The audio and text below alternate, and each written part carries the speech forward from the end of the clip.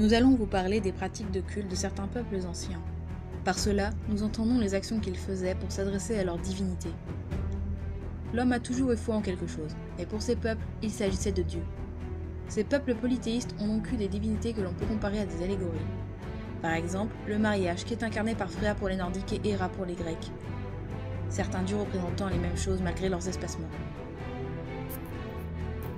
Pour les Celtes, les dieux pouvaient être protecteurs de la tribu, à un niveau local, comme au niveau de l'univers, qui était représenté par Taranis. Mais ils croyaient également des animaux fantastiques et des lieux sacrés. Abnoba, déesse de la chasse et des rivières, est la personnification de la forêt noire. Il y avait dans ce peuple des Ovates, qui s'occupaient de la divination, des druides, qui étaient théologues, qui s'occupaient de l'éducation et de la philosophie morale, et des skaldes, qui étaient des bardes. Ils avaient des sanctuaires avec des sortes de temples en bois dedans, pour récolter des offrandes, ainsi que des structures faites avec des centaines de tibias et de fémurs. Ils faisaient donc des offrandes de nourriture, fleurs, mais aussi de bijoux, monnaies et armes qu'ils jetaient dans l'eau, ainsi que des prières. Ils sacrifiaient également des animaux et des humains, comme avec la noyade, dans le but d'interpréter les signes divins au travers de l'agonie de leurs victimes. Les Grecs expliquent le déroulement de leur monde avec leurs croyances. Par exemple, le déroulement des saisons, qui pour eux est dû à l'histoire de Déméter et de Perséphone. Perséphone s'est fait capturer par Hadès. Sa mère, Déméter, déesse de la terre agricole, était donc triste, créant l'hiver et l'automne. Ils s'arrangèrent, et désormais Perséphone est avec sa mère au printemps et en été. Ils ont des prêtres et des oracles qui prédisent l'avenir. Cassandre était une oracle, elle eut son nom par Apollon, seulement elle a refusé de se donner à lui, il a donc fait en sorte que personne ne la croie. Elle avait prédit la guerre de Troie, mais tout le monde pensa qu'elle mentait. Ils vont dans leur temple pour exercer leur religion. Ils font des offrandes de nourriture et de fleurs à leurs dieux. Et ils les prient également. Ils ont des choses à faire avant de rentrer dans leur temple, ce sont des obligations religieuses. Ils ont la pratique des sacrifices d'animaux. Ce dernier étaient ensuite brûlés, la fumée montait aux cieux, transmettant les messages jusqu'aux dieux et rendant les demandes plus solides. Les Romains étaient superstitieux. Ainsi, ils ajoutaient les dieux des populations conquises à leur panthéon, afin de ne pas les froisser si jamais ils existaient vraiment. Cet ajout se faisait aussi pour des raisons politiques, la Pax Romana. Il est plus simple de s'allier à un peuple lorsqu'il peut garder sa culture.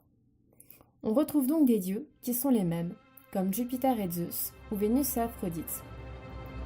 Ils expliquent la géopolitique de leur monde avec leurs croyances. Romulus et Rémus, qui sont les fondateurs de Rome. Ils avaient des augures, des prêtres, des vestales, des bonnes sœurs et des aruspices, qui lisaient l'avenir dans les entrailles.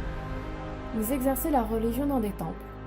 Ils faisaient des offrandes de nourriture et de fleurs à leurs dieux, et ils les priaient.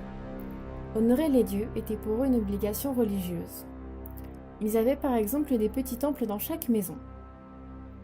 Ils sacrifiaient des animaux, qu'ils choisissaient avec soin avant de les ensanglanter. Ces sacrifices étaient faits dans les moindres détails, au risque de déclencher une colère divine, qui serait sous la forme d'une catastrophe naturelle. Cette colère divine pouvait d'ailleurs également venir s'ils ne faisaient pas de sacrifices, tout simplement. Pour les Vikings, les dieux étaient des compagnons de vie. Ils accompagnaient ce peuple dans leurs étapes et épreuves de vie. Les Godis s'occupaient des célébrations, des sacrifices et proclamaient la loi, tandis que les Vaulours étaient des voyantes magiciennes, des prêtresses ainsi que des guérisseuses errantes. On retrouve des traces de temples pour ces peuples, mais qui auraient été construits après la christianisation. Ils faisaient des offrandes de nourriture et de fleurs et priaient leurs dieux. Ils avaient également la pratique des sacrifices, appelés blot, qui signifie fortifier, renforcer. Ici, leur relation avec les dieux. Ils sacrifiaient soit des animaux, l'animal était choisi en fonction de la divinité à laquelle la demande était faite, soit des humains. Dans ce cas, ils étaient adressés à Odin, chef de leurs dieux, comme Zeus et Jupiter le sont aussi. Soit pour demander de l'aide aux dieux lorsqu'un grand événement tragique les fait souffrir, telle la famine. Les Mayas croyaient en des divinités animales ou humaines. Ils donnaient aussi un culte au soleil. Le rôle du prêtre se transmettait régulièrement de père en fils. Ce responsable religieux s'occupait des calendriers et de l'astronomie. Mais il avait également le contrôle de l'apprentissage, des rituels, des festivals, des cérémonies, de la divination, des traitements des maladies et de l'écriture. Ils vivaient dans la pyramide, soit le temple où les cérémonies avaient lieu. Cet endroit servait également de tombeau. Ils faisaient des offrandes de nourriture et de fleurs, ainsi que des prières. Ils sacrifiaient dans le cadre de rituels savants et parfois cruels, accompagnés d'offrandes et de mutilations.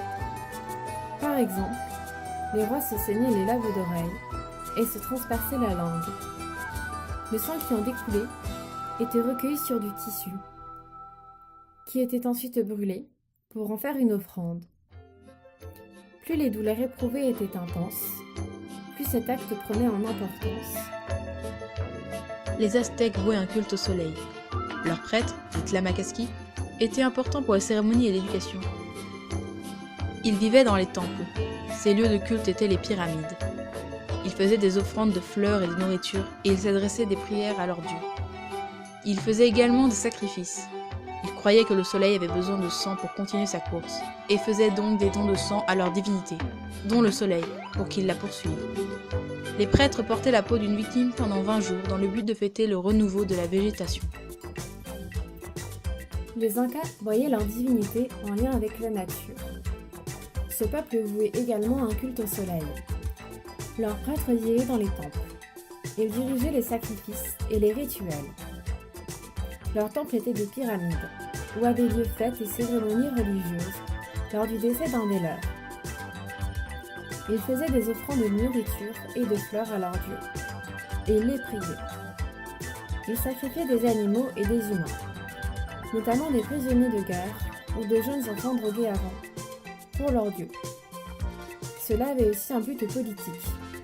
En effet, ils inspiraient la peur dans les régions de l'Empire Inca pour maintenir leur suprématie avec ces enfants drogués de force.